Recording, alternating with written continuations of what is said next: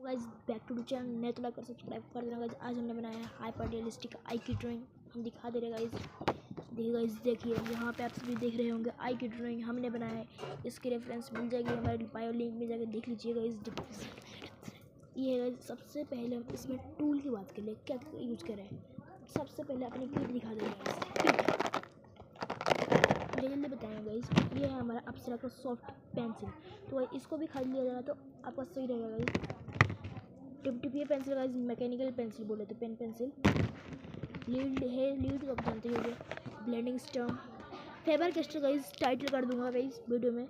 70 रुपये का मिलता है गाइस, 70 रुपये। देखिए गाइस, रोड दिखा दे रहा हूँ, यहाँ पे दिख नहीं रहा होगा आपसे।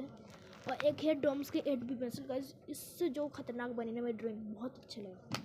टॉम्बो मोनो 0 तो गाइस यहाँ अच्छा रहे। तो गाइस आप सभी को वीडियो अच्छा लगा हो तो लाइक और सब्सक्राइब करके जाना, बेल आइकन दबाना ना भूलना।